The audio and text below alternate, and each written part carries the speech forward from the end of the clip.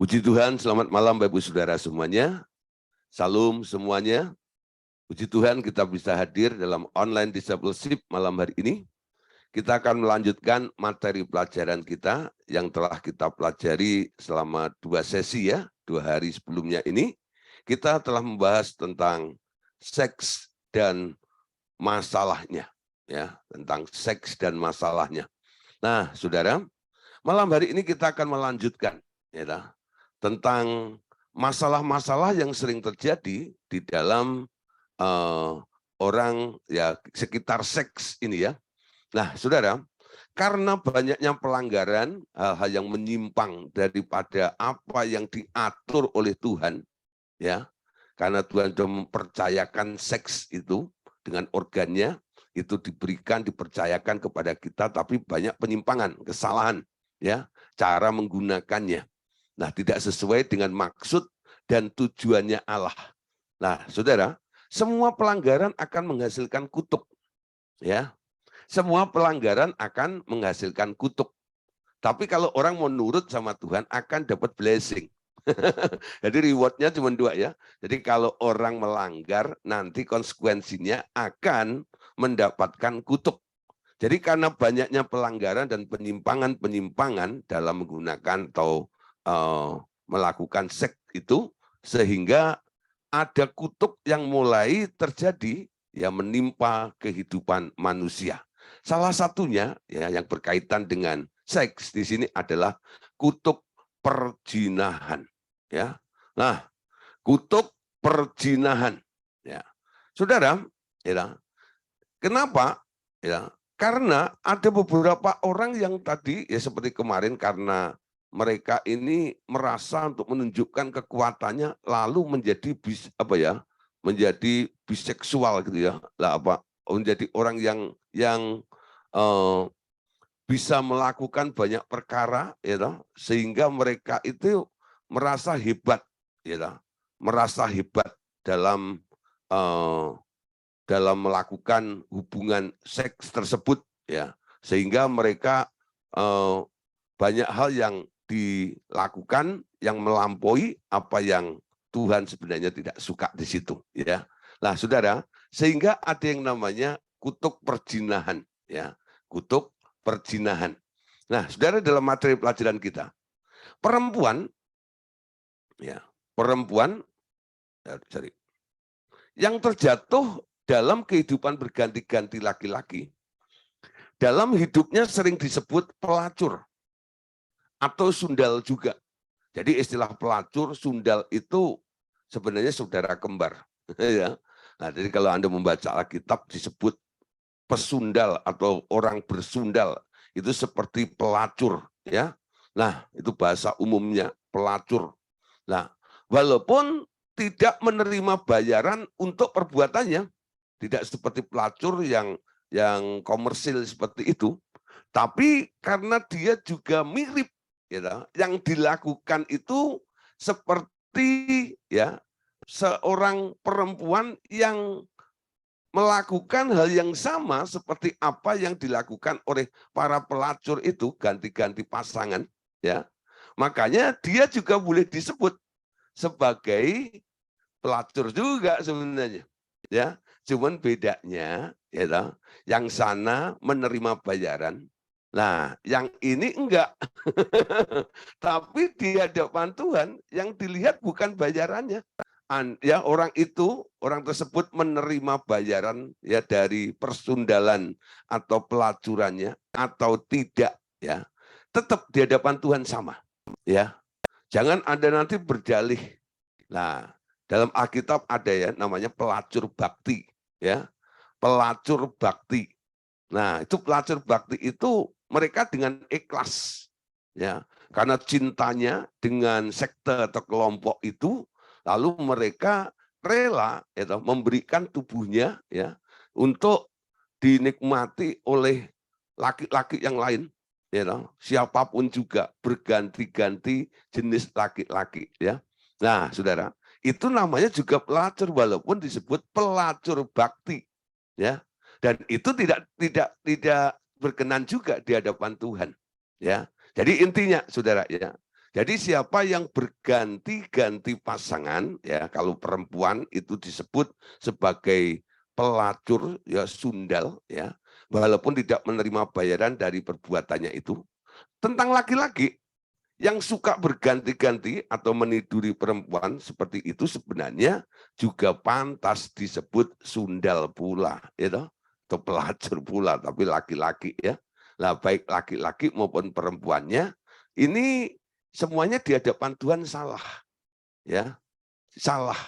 Coba kita lihat ya dalam Keluaran pasal Tapi ya bila mereka bertobat, selain harus dibebaskan dari roh-roh perjinahan, yakni roh penguasa yang berada di dalam diri mereka, juga harus pula roh pemerintah yang menguasai orang itu atau mungkin sudah memerintah di sepanjang garis keturunannya itu harus disingkirkan, ya. Jadi kalau kita melihat ya, atau mungkin Anda mendapati pasien orang yang Anda konseling kasusnya seperti ini. Nah, Saudara, ini dosa disebut dosa pelacuran juga. Nah, orang ini kalau mau bertobat, dia harus dibebaskan, dibersihkan dari roh-roh perjinahan. Jadi kita tidak hanya menyarankan untuk dia balik ke istri pertamanya, lalu meninggalkan wanita-wanita yang lainnya atau laki-laki yang lainnya itu, ya, itu nasihatnya. Tapi saudara, sebenarnya ada yang lebih lagi. Walaupun mereka sudah balik kepada istri yang pertama, sudah meninggalkan perempuan-perempuan yang lainnya itu, di dalam diri orang itu sebenarnya ada roh perjinahan. Ya, roh perjinahan yang sudah memerintah. Jadi roh perjinahan itu posisinya, levelnya itu bukan kerucuk-kerucuknya, antek-anteknya iblis, bukan. Tapi dia termasuk di level pemerintah. Pemerintah. Jadi dia punya otoritas. Ya, punya otoritas. Nah, Saudara, kita harus dengan tekun ya menyelidiki, melayani orang-orang tersebut sampai kita mengetahui akar persoalannya. Kenapa? Ya, mungkin ya, orang yang Anda layani itu dia adalah korban dari orang tuanya atau ya kakeknya atau mbah buyutnya dan sebagainya. Ya, kenapa? Karena ini bisa menurun roh perjinahan ini. Dia memerintah terus. Nah, diperintahkan terus sampai ada garis keturunan, ya. Lah, roh perjinahan itu akan menghasilkan anak-anak haram, bukan? Ya, anak-anak haram itu kan nggak boleh masuk dalam jamaah Tuhan sampai 10 generasi. Ya, jadi ini terus berlanjut. Karena roh perjinahan itu adalah roh pemerintah, levelnya pemerintah. Jadi dia punya otoritas juga, punya sifat juga untuk menguasai orang tersebut dan memerintah orang tersebut untuk melakukan perjinahan, dan perjinahan. Ya, jadi kalau kita sudah melayani secara teknis, memisahkan orangnya, ya, istri pertama, istri kedua, 3, 4, 5, 6, lalu balik pada istri pertama, udah bagus ya.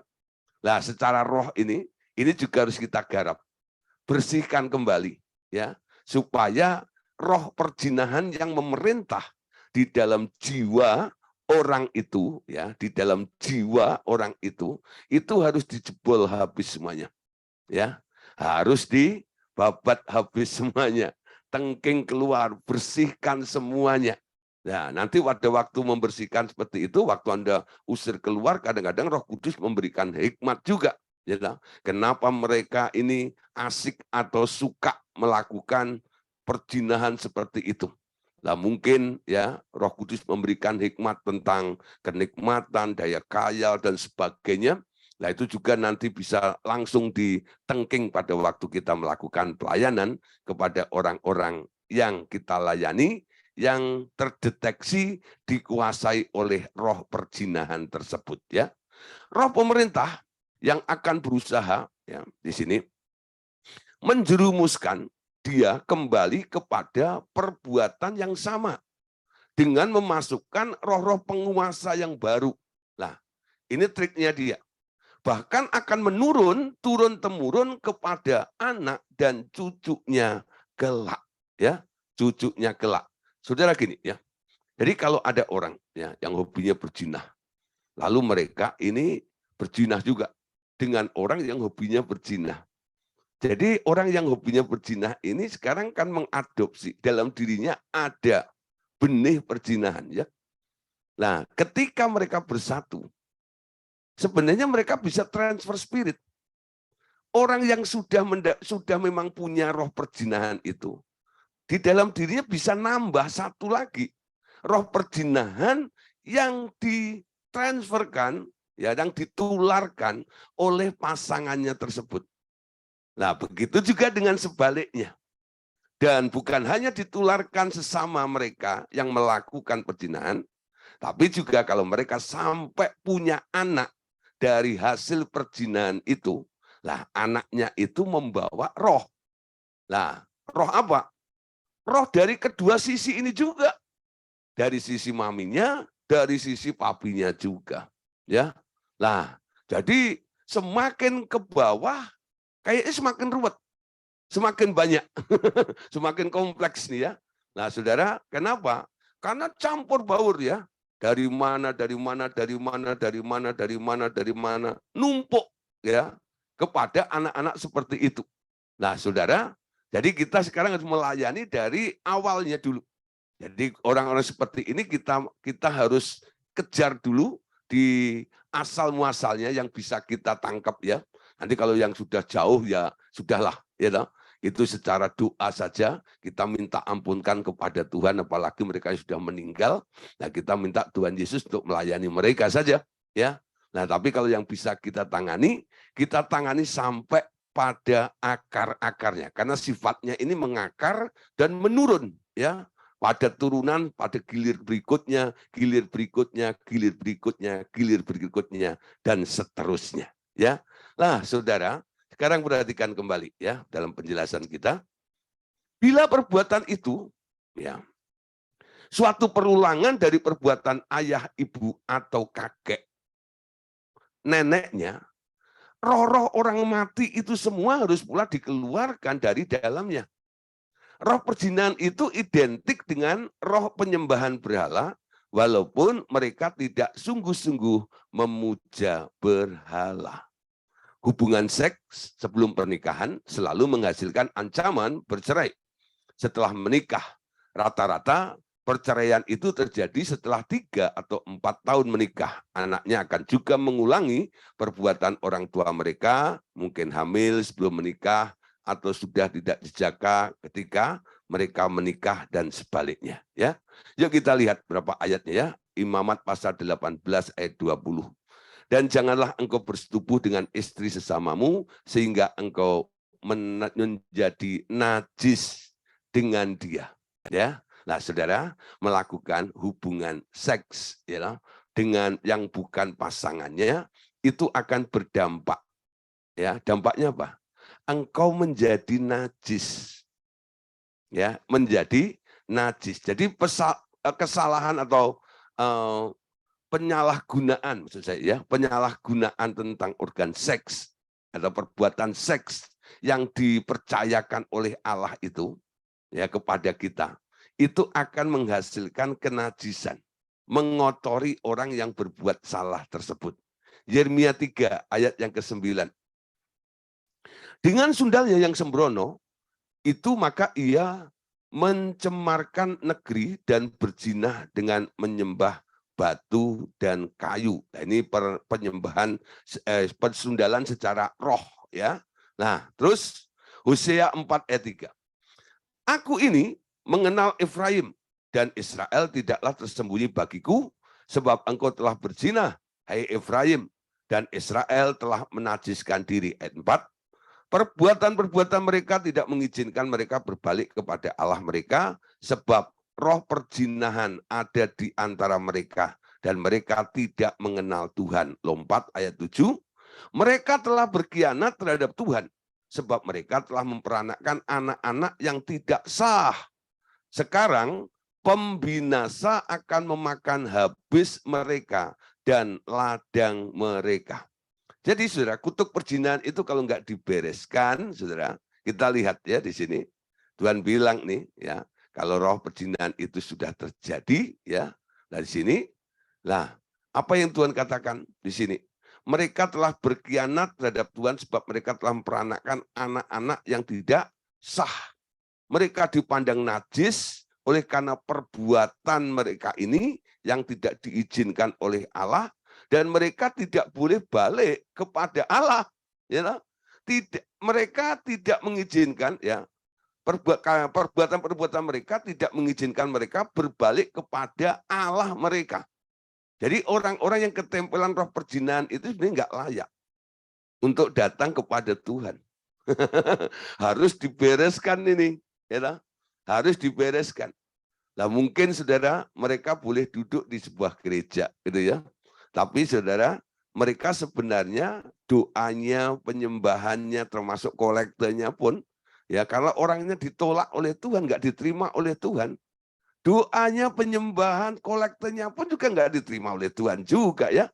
Nah, Anda hanya nyanyi tok di gereja, hanya menyembah di gereja, tapi nggak nyampe kepada Tuhan. Nah, kolektor Anda juga nggak nyampe kepada Tuhan, cuma nyampe ke kantongnya pendeta saja. Nah, sedangkan apa?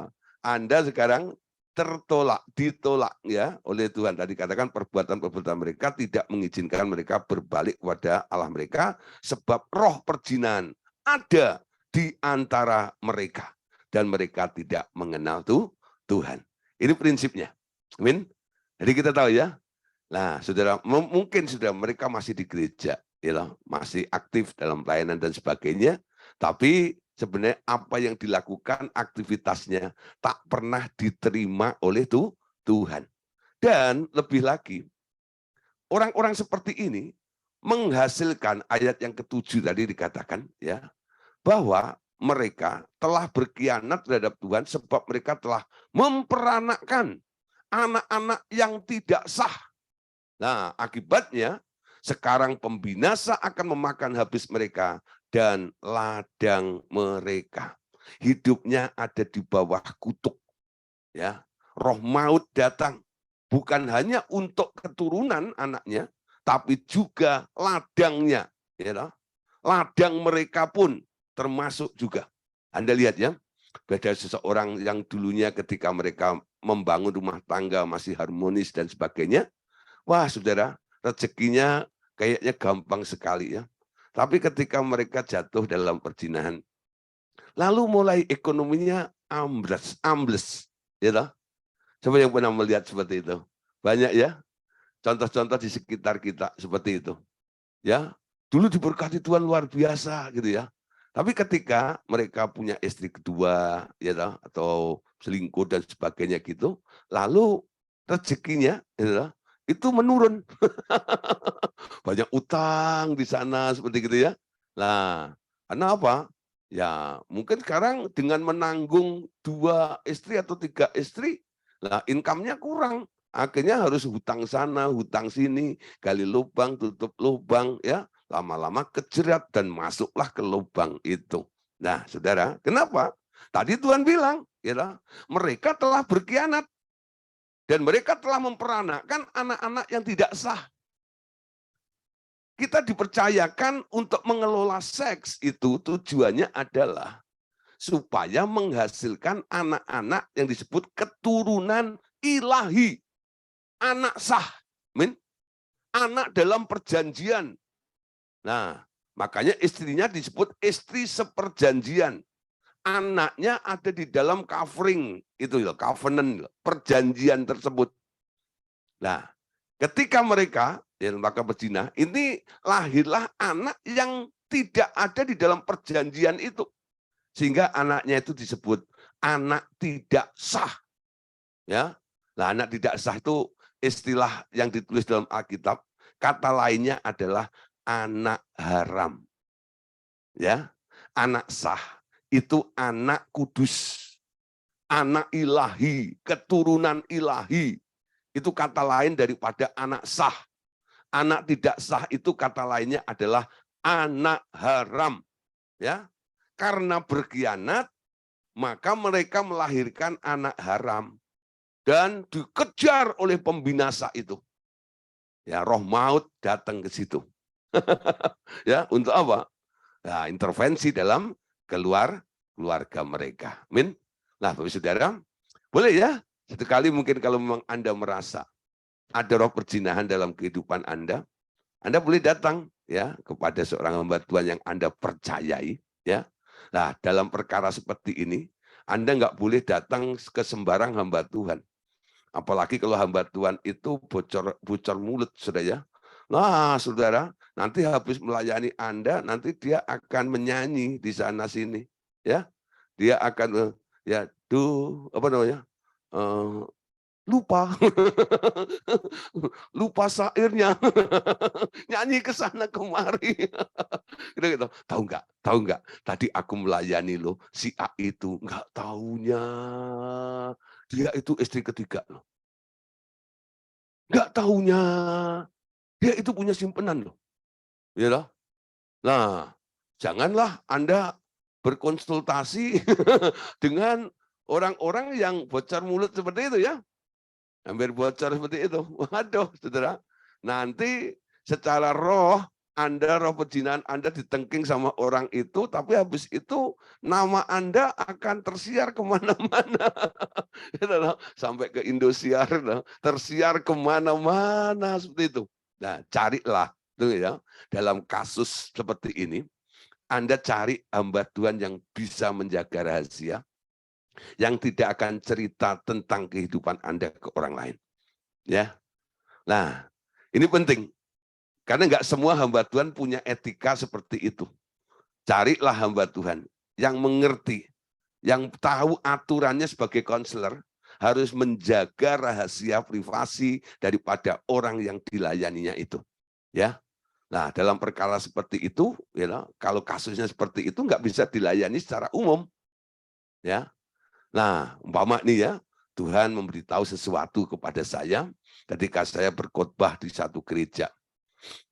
Ya, saya nggak bisa ngomong di depan mimbar gitu ya tentang hal begini ini kepada orang itu di depan umum.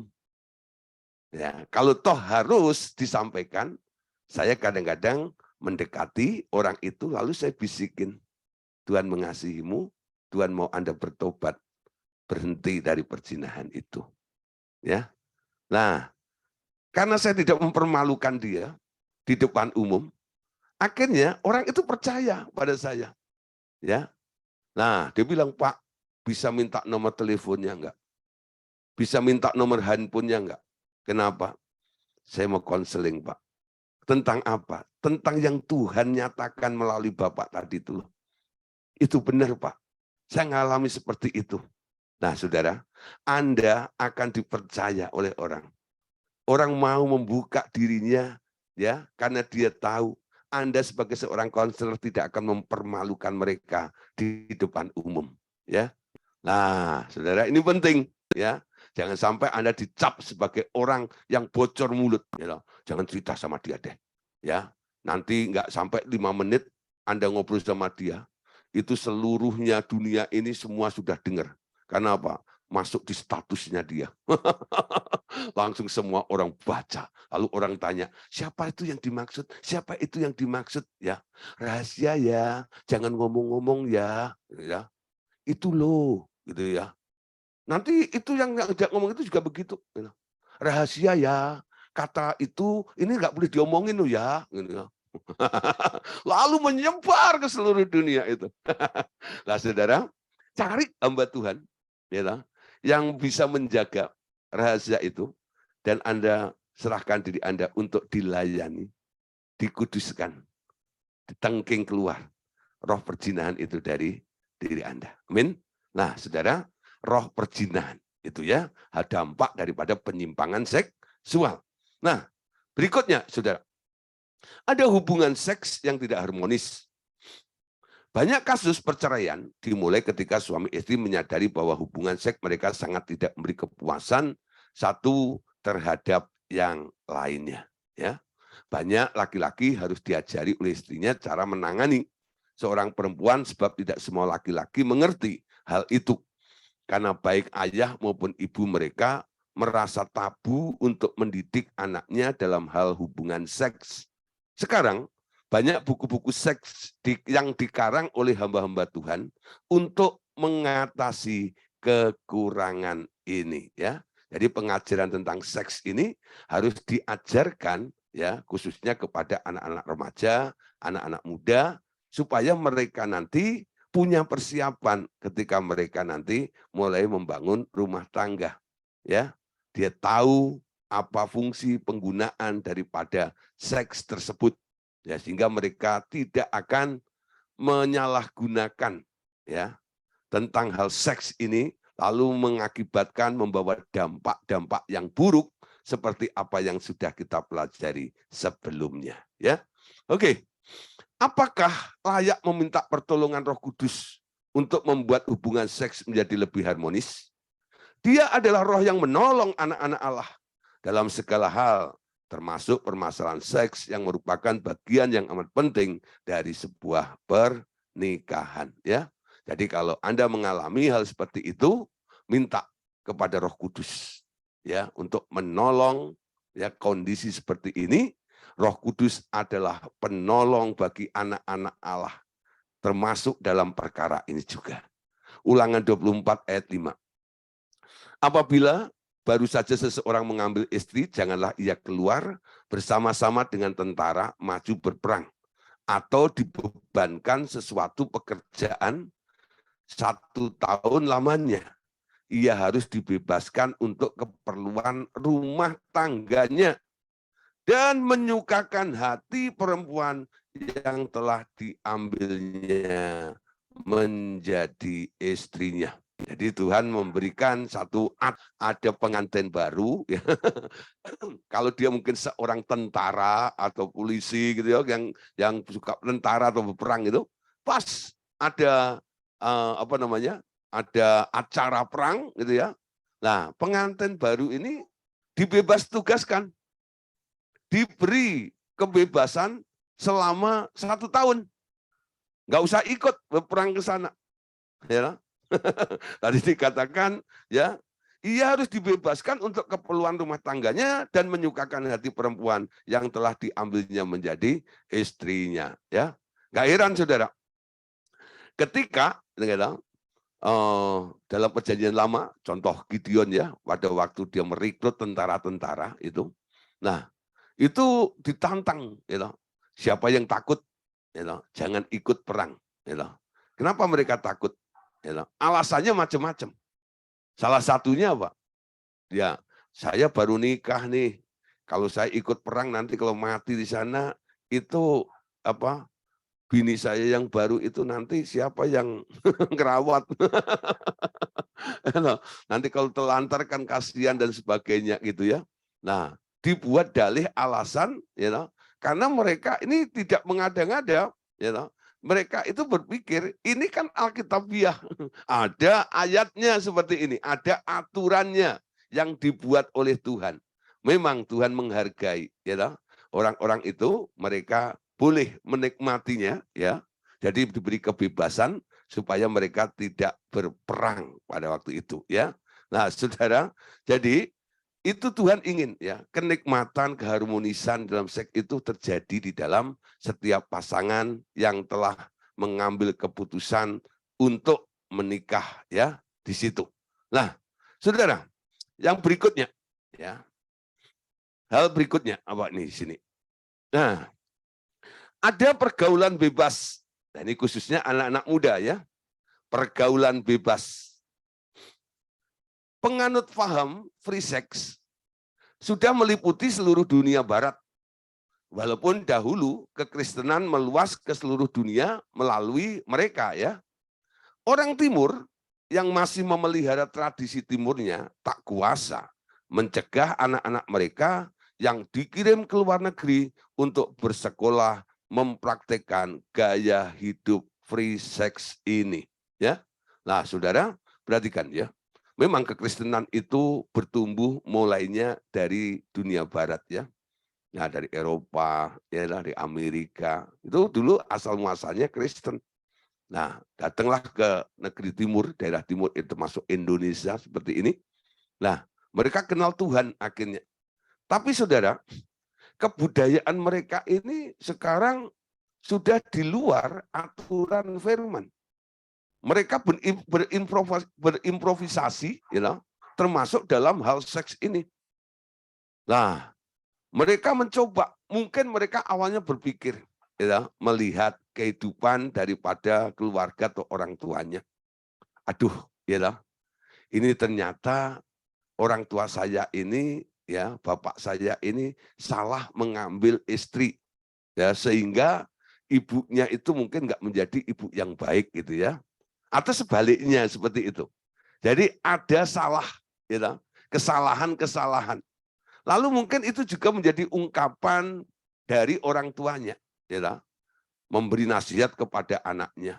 Nah, kamu jangan sampai salah milih ya, kayak papa ini loh, salah milih jodoh. Mungkin istrinya, maminya ngomong gitu juga. Nah, nanti hati-hati ya kalau milih jodoh. Jangan salah milih kayak mami.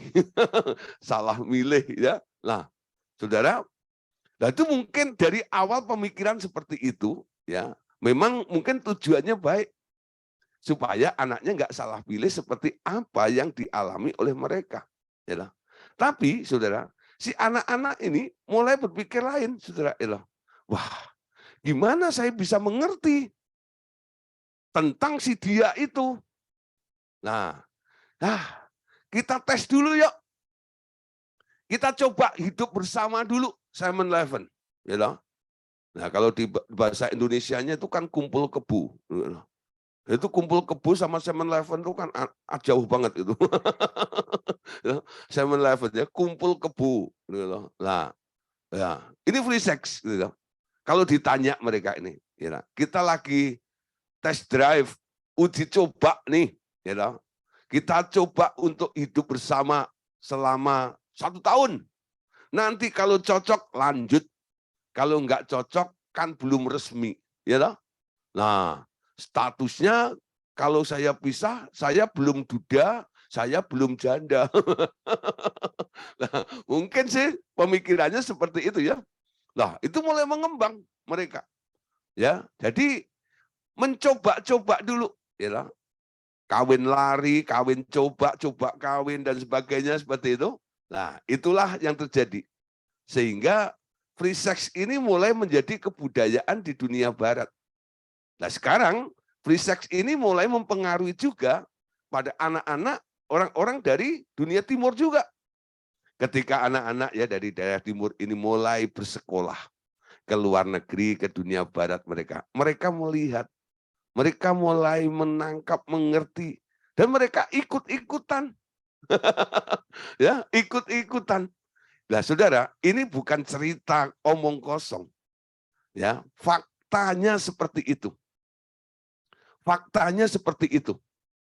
Bahkan satu kali saya pernah, ada seorang ibu, itu teman saya, Nah, dia bilang sama saya gini, Gideon, anak saya itu telepon, dia sekolah di luar negeri dan sudah lulus, dan sudah kerja di sana. Nah, terus dia mulai pacaran, sama-sama orang Indo sih sebenarnya, Lalu si anak ini, anak perempuannya ini, dia bilang gini, Mah, gitu ya, boleh nggak kalau saya sama pacar ini mau hidup serumah dulu, mamanya kaget sudah. Jangan, kamu baru boleh kalau sudah nanti diberkati. Tapi habis ngomong begitu dia gentar sekali. Lalu telepon saya tadi gitu, ini gimana Gideon? Dia bilang gitu. Waduh, memang pengaruh kebudayaan barat itu tentang free sex ini itu menggiurkan sekali. Nah, membuat Anak-anak ini mulai terpengaruh ada di situ itu. Ya, pengen mencoba dulu daripada menyesal setelah resmi, dicoba dulu. Dicobalah dulu. Ya. Lalu saya bilang sama teman saya ini, kamu bagus, sudah melarang. Kamu tegas katakan, prinsipnya sebagai orang benar sudah kamu beritahu kepada anakmu itu. Ya, langkah selanjutnya adalah kalian ya dengan suamimu berdoa untuk anakmu ini. Minta malaikat surgawi melindungi anakmu ini. Minta Roh Kudus mengingatkan anakmu ini. Ya, untungnya anak ini sudah lahir baru. Dia juga mengasihi Tuhan. Dan puji Tuhan, Saudara, ya. Sampai akhirnya dia pulang ke Indonesia, menikah di Indonesia. Lalu saya tanya, gimana? Dia jadi kumpul kebo 7-Eleven enggak? Enggak. Ya, enggak. Dia bilang, ya, setelah menikah dia bersyukur dia masih bisa menjaga keperawanannya itu, kekudusannya itu di hadapan Tuhan. Ya, ketika saya hadir di pernikahannya itu, ya, saya salamin, ya, selamat, luar biasa, Tuhan memberkati. Nah, saudara, itu menjadi satu hal yang luar biasa loh, saudara. Ya, mempertahankan prinsip-prinsip seperti ini. Karena dunia ini sekarang sudah menganut paham free sex itu sudah dianggap hal yang normal. Wajar seperti itu. Dengan alasan-alasan yang masuk akal. Karena sebuah pertimbangan-pertimbangan seperti apa yang sudah saya jelaskan tadi. Ya, selanjutnya. Tak ada lagi rasa malu untuk mempercakapkan hal ini. Seolah-olah justru yang tak melakukannya dianggap kolot biasanya. Yang tidak melakukannya dianggap ortodoks. Yang tidak melakukannya dianggap kuno. Yang tidak melakukannya dianggap ketinggalan zaman. Ya, banyak ya kadang-kadang orang-orang tua menasihati anak-anaknya. Apa jawaban daripada anak-anak Anda? Mami kolot, mami kuno, mami ketinggalan kereta, ketinggalan zaman gitu loh. Ya. Betul nggak, saudara? Walaupun Anda dihina seperti itu oleh anak Anda harus tetap harus punya prinsip. Ya, atur, ajar anak Anda. Walaupun Anda dibilang kolot dan sebagainya. Anda tidak kolot. Ini kebenaran. Mereka yang telah terkontaminasi dengan dunia modern ini, nah mereka menganggap kita-kita yang berpegang pada firman itu kolot. Ya, itu kuno. Nah, saudara, ini harus ya kita tegaskan kepada anak-anak kita semuanya. Amin. Nah, terus, saudara. Namun, setelah mereka menikah dan beranak, nah ini lanjutannya ya, dan beranak sendiri, buah-buah dosa mereka mulai muncul dalam keluarga dan anak-anak mereka. Roh perceraian mengejar mereka. Dan perzinahan sudah tidak terjadi dini ya dalam diri anak mereka. Nah, saudara, ini menurun. Nanti dia baru sadar ketika mereka sudah jadi orang tua. Melihat kehidupan anaknya. Yang melakukan mungkin hal yang sama, mungkin juga lebih ya, lebih parah daripada apa yang dia lakukan itu. Dia baru sadar. Dia baru berkata dalam hatinya, mami, papi dulu itu benar nih, nasihati begitu. Ya, dulu kenapa saya bilang dia kolot? Kenapa dulu saya bilang dia kuno? Ketika menasihati saya itu. Nah sekarang dia kerepotan sendiri. Ketika harus menghadapi anak-anaknya. Amin. Nah kita sebagai orang tua, ya jangan sekali-kali bilang begini ya. Ya, kamu nggak dengar ya omongan mami, kamu nggak dengar ya omongan papi. Nanti lihat kamu rasain kalau kamu punya anak. Nggak usah ngutukin seperti itu. Siapa yang pernah ngomong begitu sama anaknya? Atau Anda dulu pernah diomongin gitu ya? Ya, itu sama halnya seperti dijorokin untuk merasakan, mengalami hal seperti itu. Betul? Nah, orang tuh harus mengcover. Jangan berkata salah juga. Betul? Nah, menyelamatkan anak-anak itu. Walaupun Anda pikir Anda itu memberikan seperti warning ya, nasihat yang memperingatkan anak-anak itu dengan berkata seperti itu. Tapi kalimat Anda itu dipegang oleh iblis nantinya untuk membawa anak itu seperti apa yang Anda ucapkan. Cabut perkataan-perkataan itu. Kalau pernah terucap dari mulut kita. Ya, waktu kita menasihati anak jengkel, lalu kita ngomong seperti itu. Amin. Nah, kita harus punya harapan yang benar, bernubuat tentang hal yang baik, yang benar untuk anak-anak kita. 1 Korintus 15 ayat 33. Paulus menganjurkan bahwa tentang pergaulan itu penting, harus dicermati. Janganlah kamu sesat. Pergaulan yang buruk merusakkan kebiasaan yang baik. Nah, jaga anak-anak Anda. Dia bergaul dengan siapa? Ya. Kalau temannya itu rusak, lalu anak Anda bergaul dengan mereka yang rusak. Anak Anda yang baik itu lama-lama akan jadi rusak juga. Amin. Jangan Anda berpikir, atau mungkin anak itu berpikir sendiri. Enggak, inilah. Saya enggak akan rusak bergaul dengan mereka. Tes saja nih. Kalau Anda, Bu Maya, punya 100 buah apel, ada di dalam satu kotak. Terus ada satu yang busuk. Ya, Anda tutup, jadiin satu, 99 yang masih seger itu, apakah bisa mempengaruhi apel yang busuk satu itu? Enggak. Tapi justru satu yang busuk itu, kalau tidak diangkat, akan membuat 99 buah apel itu busuk semuanya nantinya. Ya, Paulus katakan, pergaulan yang buruk akan merusakkan perbuatan atau kebiasaan yang baik. Kenapa Paulus enggak membalik? Ya, pergaulan yang baik merusakkan ya kebiasaan yang buruk gitu. Kenapa kok nggak dibalik seperti itu? Ya, nah saudara, pergaulan itu penting. Dengarlah, Anda bergaul dengan siapa? 1 Korintus 6 ayat yang ke-18. Jauhkanlah dirimu dari percabulan. Setiap dosa lain yang dilakukan manusia terjadi di luar dirinya. Tetapi orang yang melakukan percabulan berdosa terhadap dirinya sendiri. Ya, jadi dosa percabulan ini dosa yang ada di dalam dirinya itu. Ya, karena itu hanya ada di dalam hati dan ada di dalam pikiran orang tersebut. Nah, saudara, hari-hari ini, akhir-akhir ini, ada istilah ya perkawinan dalam roh.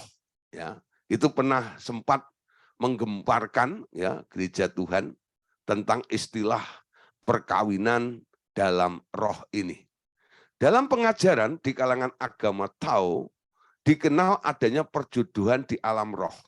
Jadi ini sumbernya dulu adalah dari kalangan agama Tao, ya.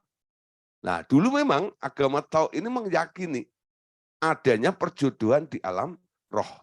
Biasanya sang suhu yang biasanya mengatur pernikahan dalam roh semacam ini di kalangan para murid-muridnya. Jadi guru ini ngecokin murid-muridnya gitu ya. Nih kamu jodoh sama ini secara roh, secara aurat ini dan itu ya. Dilihat secara penerawangan begini dan itu. Nah, seseorang walaupun sudah mempunyai suami atau istri sah sendiri, sering dikawinkan dalam roh dengan laki-laki lain atau dengan perempuan lain. Nah, dan itu bukan hanya berlaku bagi mereka yang masih bujangan. Nah, mereka bisa dikawinkan dengan mereka yang sudah punya istri atau punya suami juga. Nah, sekarang pandangan Kristen bagaimana? Di dalam tubuh Kristus, hal ini tidak dibenarkan. alias tidak ada perkawinan di alam roh, di dalam roh, ya, bukan di alam roh, di dalam roh. Tidak ada pengajaran semacam itu di dalam Alkitab kita.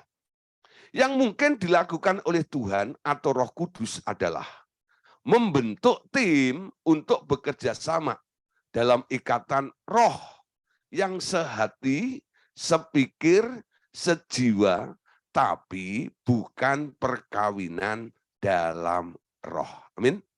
Kalau kita diikat, disatukan menjadi satu tubuh, istilah itu nggak boleh diganti dengan perkawinan.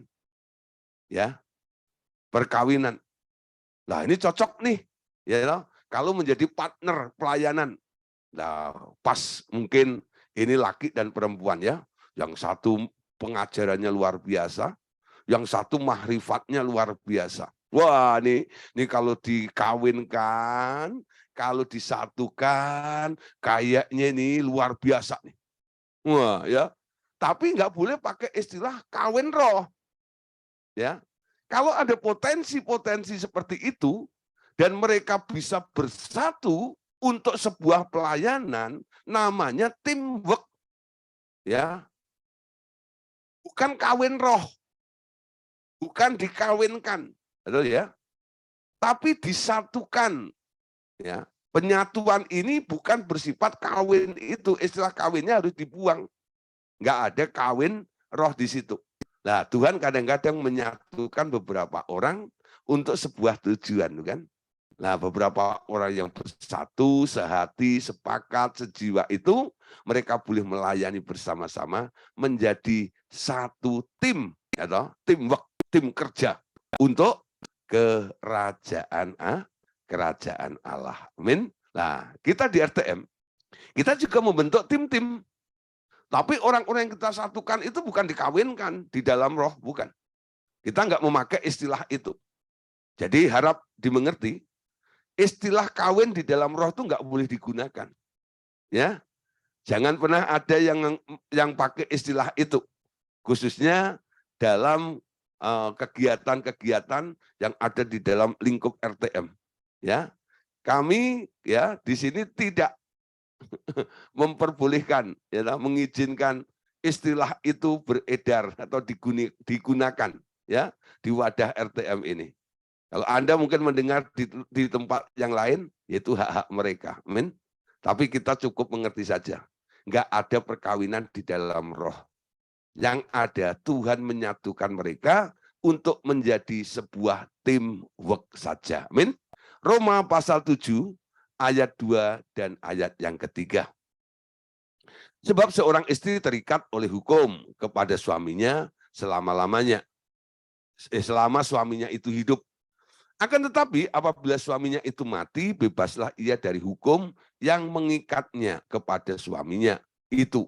Jadi selama suaminya hidup, ia dianggap berzina kalau ia menjadi istri laki-laki lain. Tetapi jika suaminya telah mati, ia bebas dari hukum sehingga ia tidaklah berzina kalau ia menjadi istri laki-laki lain. Jadi perkawinan itu ada ikatan secara hukum, ya, secara hukum. Makanya disebut sah di situ. Filipi pasal 1 ayat 27 sampai 28. Hanya hendaklah hidupmu berpadanan dengan Injil Kristus supaya apabila aku datang, aku melihat, dan apabila aku tidak datang, aku mendengar bahwa kamu teguh berdiri dalam satu roh dan sehati sejiwa berjuang untuk iman yang timbul dari Injil tanpa digentarkan sedikit pun oleh lawanmu. Bagi mereka semuanya itu adalah tanda kebinasaan, tetapi bagi kamu tanda keselamatan. Dan itu datangnya dari Allah. Ya, nah ini saudara, ada satu roh, sehati, sejiwa, ya, berjuang untuk iman yang timbul dari Injil, bukan kawin roh. Ya, ya, teguh dalam satu roh. Ya, saudara. Sekarang, saudara, ada lagi nih kasus-kasus ya dalam perkawinan khususnya ya. Bagaimana dengan istri yang lebih tua sekarang? Nah, kadang-kadang kita berpikir ya, sempat juga mungkin Anda merenungkan. kalau ada orang menikah lalu istrinya lebih tua. Ada beberapa orang yang tanya pada saya, Pak, gimana Pak? Kalau orang istrinya lebih tua itu, kenapa Anda tanya seperti itu?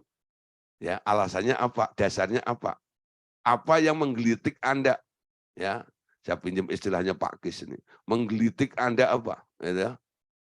Kok ada orang menikah dengan perempuan lebih tua, istrinya lebih tua, kok Anda akhirnya tanya kepada saya sebagai hamba Tuhan.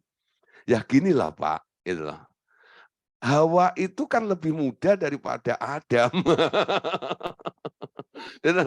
Adam itu lebih tua, lahir lebih dahulu daripada Hawa. Nah, harusnya ya seperti itulah idealnya. Ya, nah paling tidak ya kalau laki-lakinya lebih tua, dia bisa mengayomi, ya, untuk istrinya yang lebih muda dong, seperti itu, ya. Nah, harusnya alasannya seperti itu sih, ya. Nah, saudara, memang ada beberapa hal yang saya lihat. Ada orang yang menikah dengan istri yang lebih tua.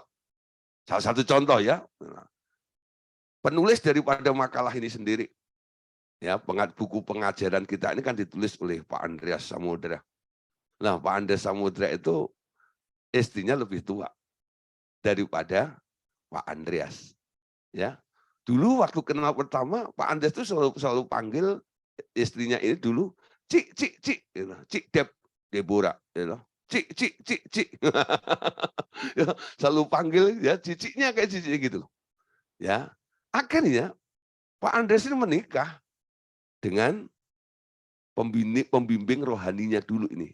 Ini dulu pembina rohaninya Pak Andreas. Gitu ya. Nah, menikahlah di situ. Nah, saudara, kalau Anda mendengar dari khotbah-khotbah Pak Andreas, ya, Pak Andreas pernah cerita juga di situ. Kenapa dia menikah dengan perempuan yang lebih tua ini? Alasannya cuma satu, disuruh Tuhan.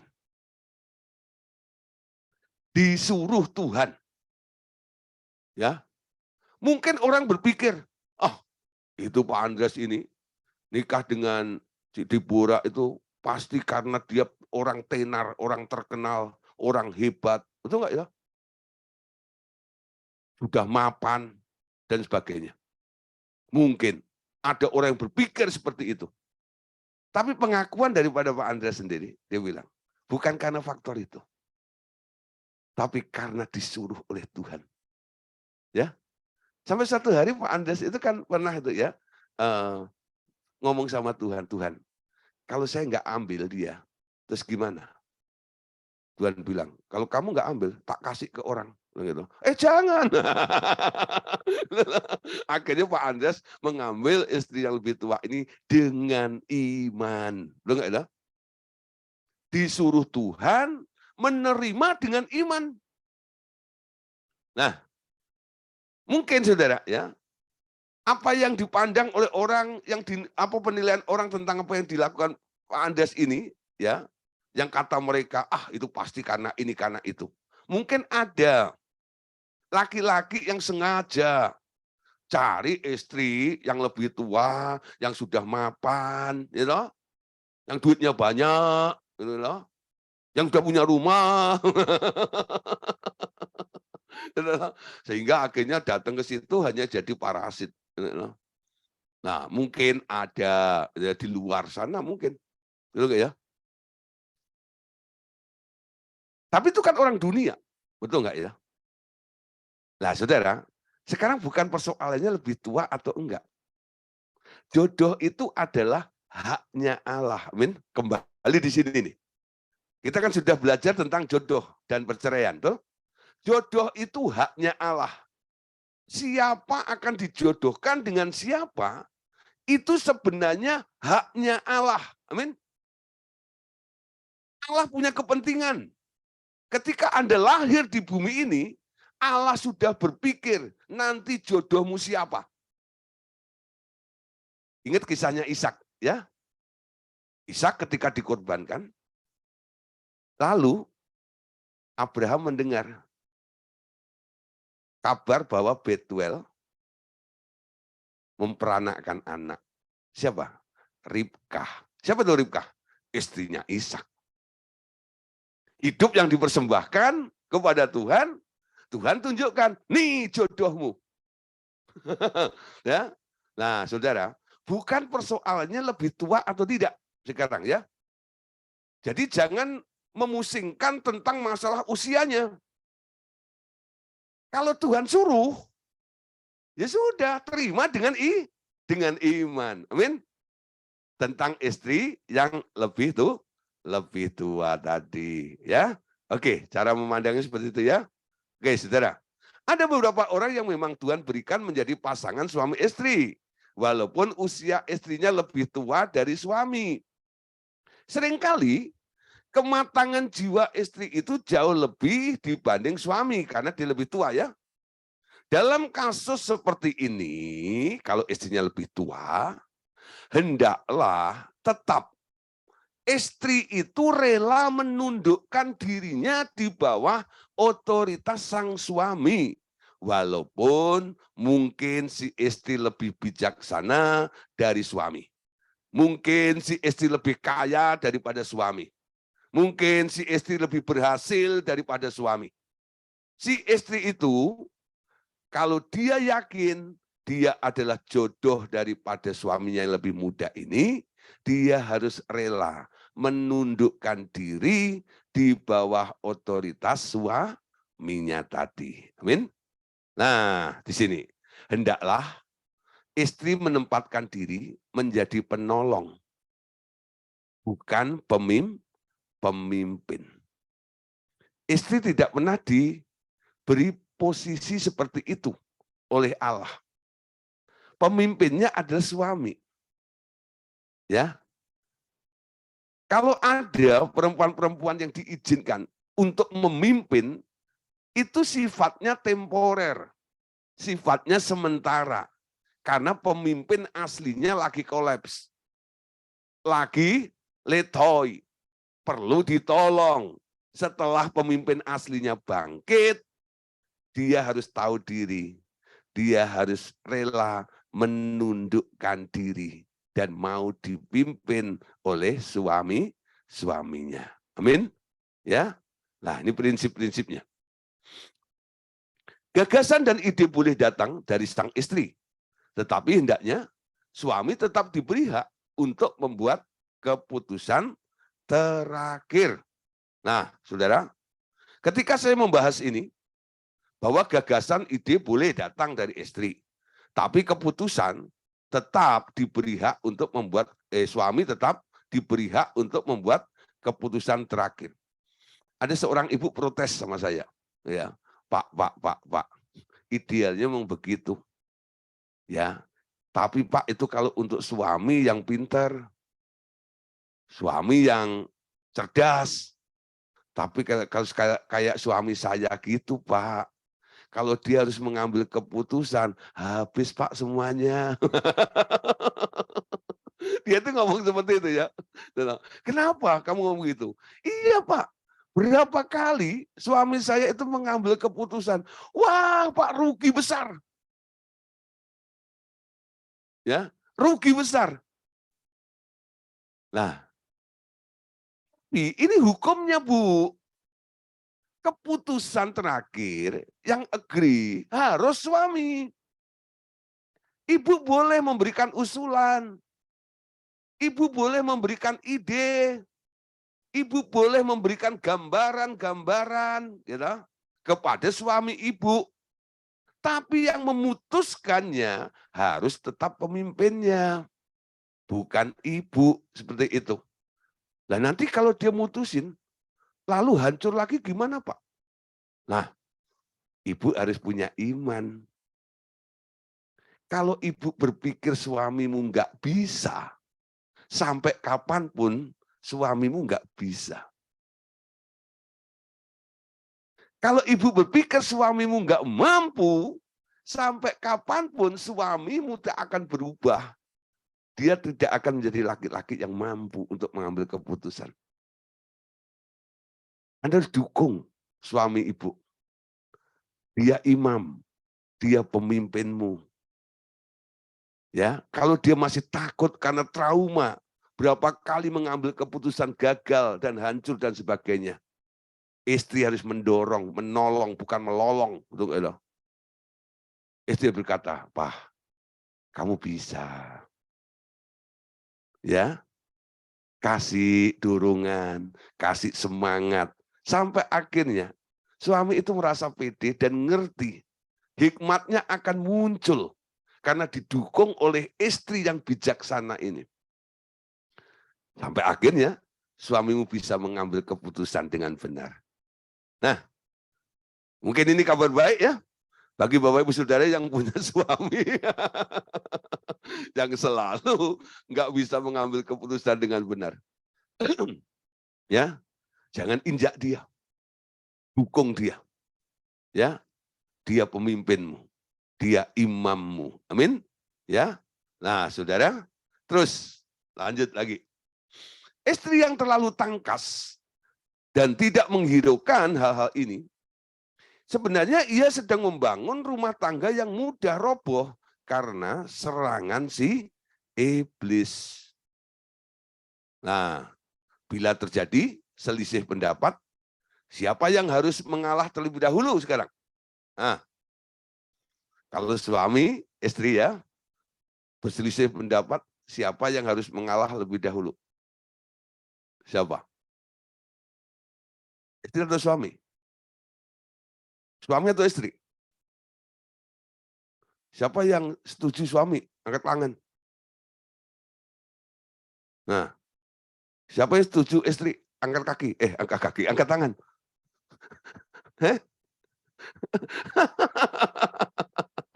Ya, sayang kameranya nggak dibuka, jadi saya nggak tahu Anda angkat tangan atau tidak. Nah, yang dibuka kameranya saya tahu dari walaupun nggak angkat tangan, senyum Anda sudah bisa saya baca. Ya toh, yang perempuan bilang, ya dialah Pak, gitu ya. Nah, yang laki-laki bilang, ya dialah Pak, gitu ya. Nah, mereka saling melempar bola pasti, gitu. Ya dialah, gitu. Nah, saudara, jawabannya apa? Jawabannya apa? Nah, di sini nih jawabannya ya. Bukan harus istri atau harus suami. Tetapi yang pada saat itu siapa yang paling rohani keadaannya harus memimpin keluar dari kesulitan dengan roh yang lemah lembut. Amin. Jadi jawaban Anda salah semuanya.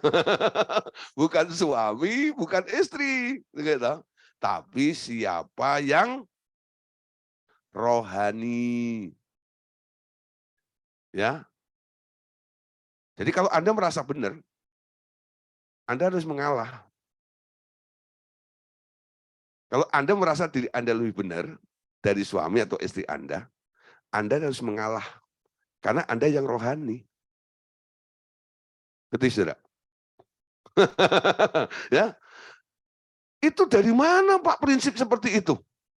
Ya dari Alkitab lah. Ya, ayatnya ada? Pasti ada. Galatia 6 ayat 1. Nah, camkan baik-baik.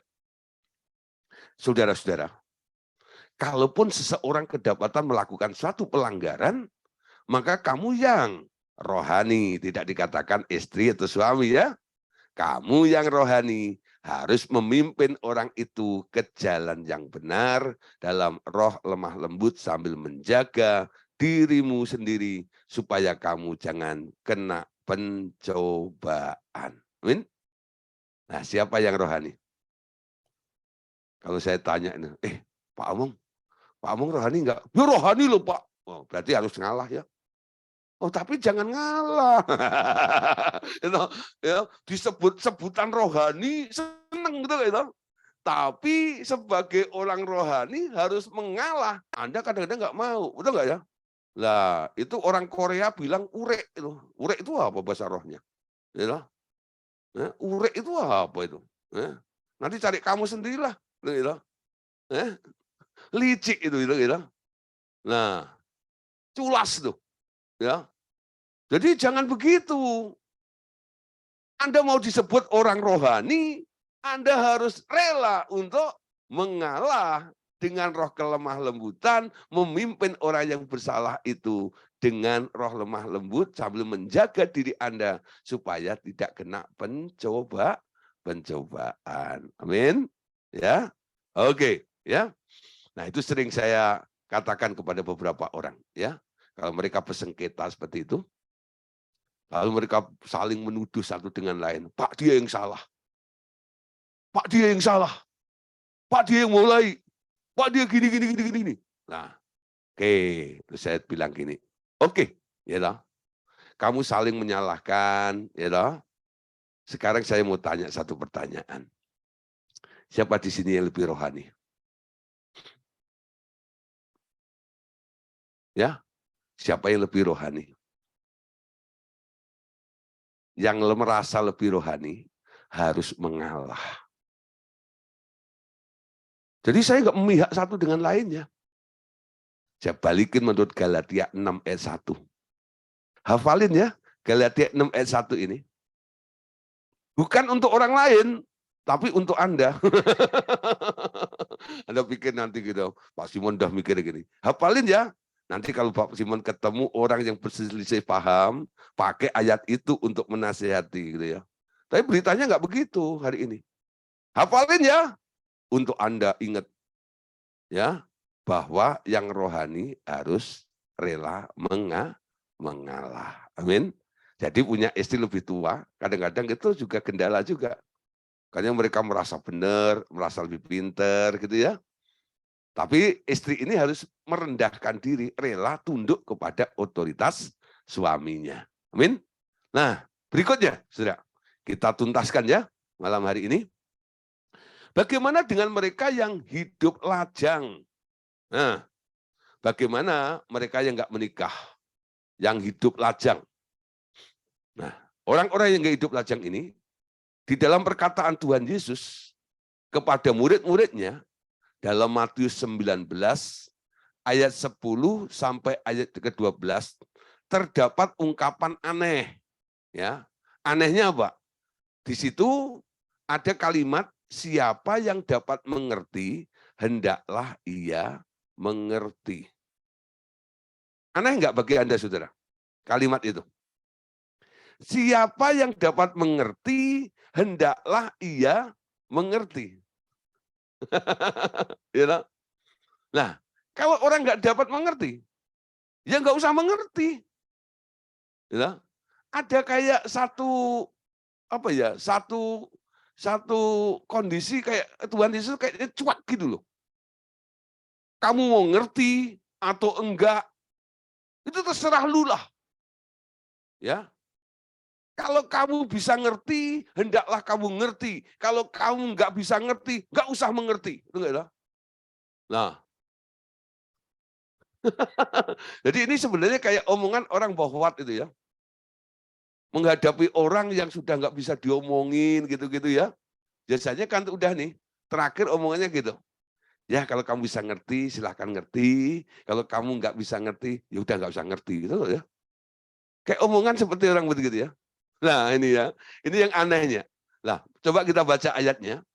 Dalam Matius 19, ayat 10 sampai ayat 12. Murid-murid itu berkata kepadanya, jika demikian halnya hubungan antara suami dan istri, lebih baik jangan kawin. Ya. Akan tetapi, ia berkata kepada mereka, tidak semua orang dapat mengerti perkataan itu. Hanya mereka yang dikaruniai saja. Ya. Nah, saudara, ketika Tuhan sedang bicara tentang perkawinan itu ya, hukumnya yang berat, konsekuensinya yang berat itu, lalu banyak orang bilang gini, ya kalau gitu nggak usah kawin. Ya. Lalu Tuhan bilang, kalau kamu bisa mengerti perkataanku ini, nah silahkan kamu mengerti. Hanya mereka orang yang dikaruniai saja yang bisa mengerti ini. Ya, jadi saudara, tentang hal hidup lajang ini, ya, terus saudara ya, ayat berikutnya belum dilanjutkan. Ya, lanjut dulu ayat berikutnya, 12 ya. Ada orang yang tak dapat kawin, nah ini, karena ia memang lahir demikian dari rahim ibunya. Dan ada orang yang dijadikan demikian oleh orang lain, dan ada orang yang membuat dirinya demikian karena kemauannya sendiri, oleh karena kerajaan surga. Siapa yang dapat mengerti, hendaklah ia mengerti. Jadi keputusan ini diambil bagi orang yang memang dikaruniai saja, ya, untuk hiduplah lajang. Memang ada beberapa faktor yang membuat orang akhirnya tidak menikah atau hidup lajang. Ya, yang pertama Tuhan bilang, ada orang yang tidak dapat kawin karena ia memang lahir demikian dari rahim ibunya. Jadi sudah memang bawaannya ini, ya, dari rahim ibunya itu. Dan ada orang yang dijadikan demikian oleh orang lain, ya. Dan ada orang yang membuat dirinya demikian karena kemauannya sendiri. Jadi ada orang mungkin dari rahim itu sudah dinasarkan oleh Allah kepada Allah, ya. Nah, menjadi anak nasar. Lalu dia nggak menikah karena nasar orang tuanya itu bisa. Tapi ada juga karena dia diperlakukan oleh orang lain sehingga dia akhirnya terluka dan nggak mau kawin. Daripada dia terluka lagi karena ulah orang lain. Tapi yang ketiga, karena kesadaran sendiri, dia mau, ya, kemauannya sendiri karena kerajaan surga. Contoh siapa? Rasul Paulus, ya. Rasul Paulus itu tidak menikah bukan karena dia tidak laku. Ya, bukan karena itu. Dia nggak menikah karena untuk kepentingan kerajaan surga. Karena mutunya, dia bayar hutang. Ya, banyak hal yang harus dia lakukan untuk Tuhan dalam sisa hidupnya ini. Sehingga dia menasihati, kawin itu baik, tidak kawin itu lebih baik, katanya. Kalau kamu tidak kawin, kamu bisa lebih banyak fokus untuk Tuhan. Nah, hidup untuk Tuhan. Nah, itu yang dilakukan oleh Paulus. Dia tidak kawin karena Tuhan. Betul ya? Tapi ada beberapa orang yang tidak kawin, ya, lajang, karena luka. Ya, orang ini harus dilayani, disembuhkan dulu juga. Ya, lalu diarahkan, kalau toh dia mau melanjutkan tekadnya untuk tidak menikah, bukan karena luka dilukai oleh orang itu, tapi karena dia mencintai Tuhan.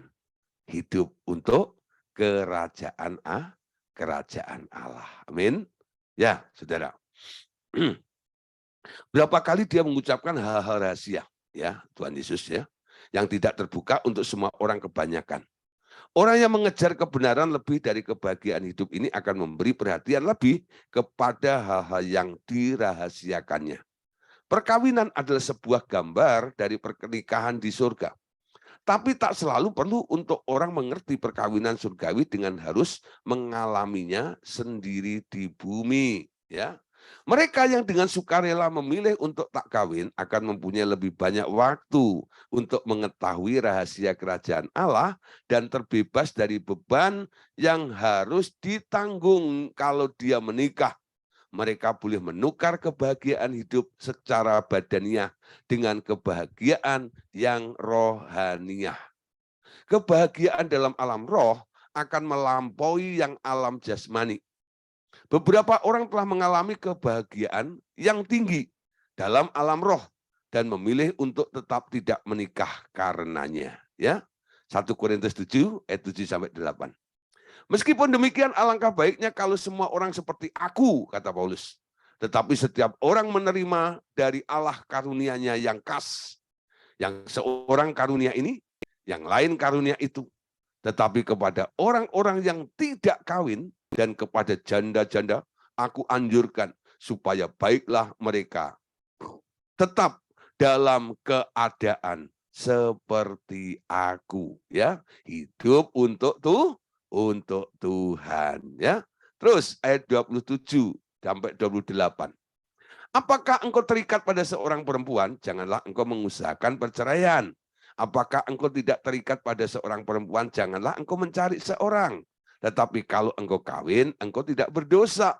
Demikian pula kalau seorang gadis kawin, ia tidak berbuat dosa. Tetapi orang-orang yang demikian akan ditimpa kesusahan badani, dan aku mau menghindarkan kamu dari kesusahan itu. Ya, Paulus itu ekstrim ya. Jadi dia bilang orang kawin itu ketimpa kesusahan badani.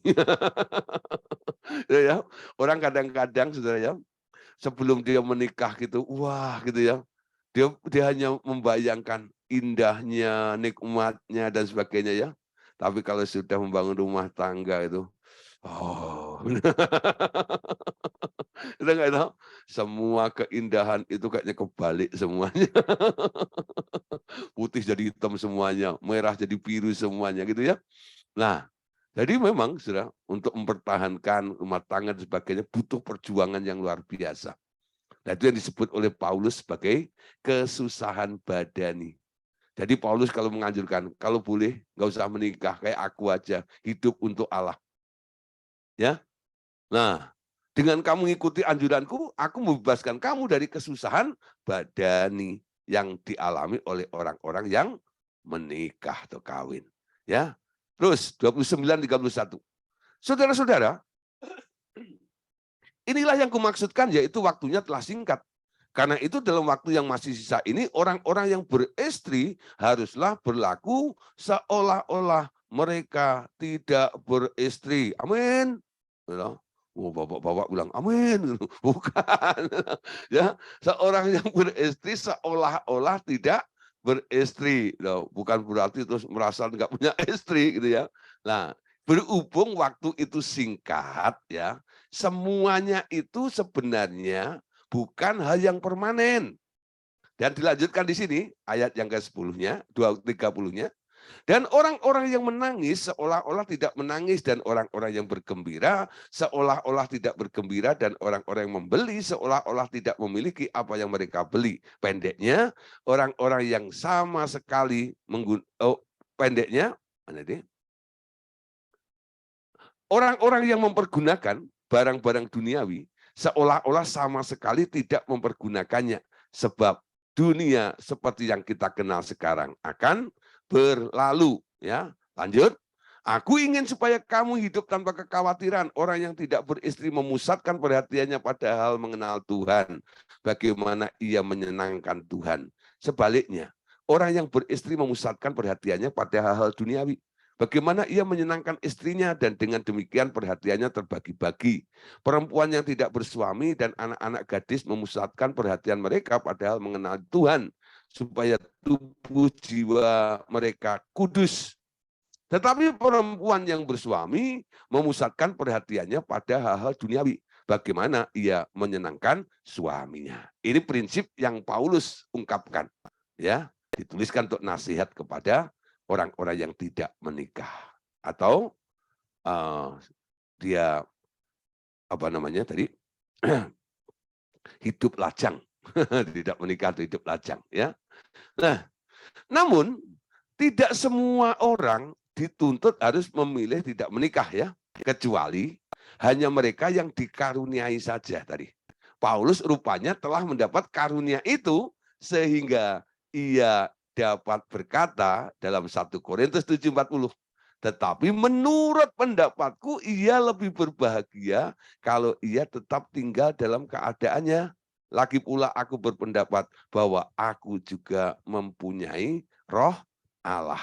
Ya, jadi kalau Anda belum menikah, ya toh, nah kalau keadaannya seperti itu, ya udah, disitulah Anda mengenal Tuhan, lalu hidup untuk Tuhan. Nah, sekarang pertanyaan untuk penutup kita, tidak menikah karena apa? Ya, tidak menikah karena apa? Ya, mengapa Paulus mendorong agar orang tidak menikah? Tuhan menciptakan keluarga dalam rangka mengembangbiakkan keluarga-keluarga di muka bumi. Tetapi sejak kejatuhan Adam dan Hawa, manusia hanya melahirkan anak-anak daging yang mudah dirusakkan oleh si iblis.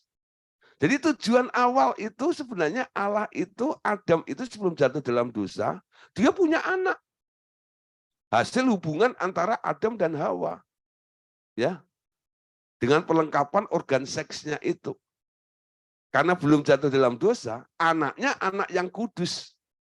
Tapi setelah jatuh dalam dosa itu, nah, seks itu sekarang dicampur dengan keinginan daging, akhirnya menghasilkan anak-anak daging yang mudah dirusak oleh si iblis tersebut. Amin.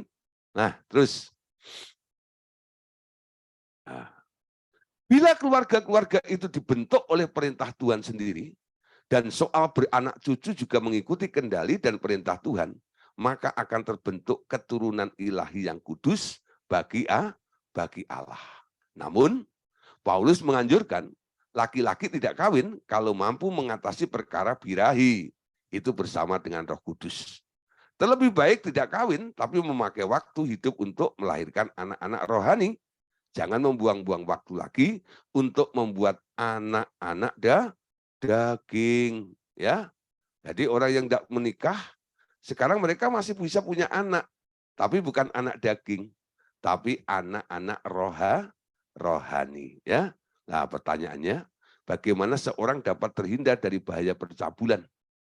Bila ia dengan rela meminta Roh Kudus, atau terlebih baik bila disuruh Roh Kudus meminta pertolongan Roh Kudus untuk mencabut motivasi kawin dan motivasi menikmati seks sampai habis dari dalam dagingnya. Maka mereka walaupun nggak menikah, mereka bisa terhindar dari percabulan. Ya, nah ayat penutup 1 Korintus 7 ayat 1 sampai 2. Baca bersama-sama yuk untuk menutup sesi ya tentang seks dan permasalahannya ini.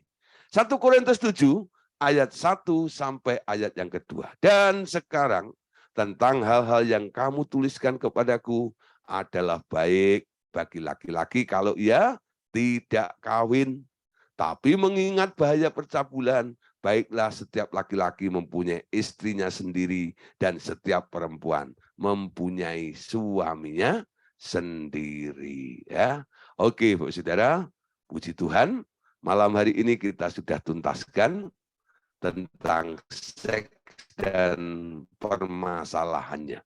Ya, baca ulang lagi, ya. Rekam putar ulang lagi YouTube-nya, lalu coba mulai gabungkan dari sesi 1, sesi 2 dan sesi 3 ini. Dan saya percaya rencana Tuhan itu luar biasa ya dalam membangun keluarga ini. Oke, terima kasih untuk kesempatan malam hari ini. Tuhan Yesus memberkati kita semuanya. Amin.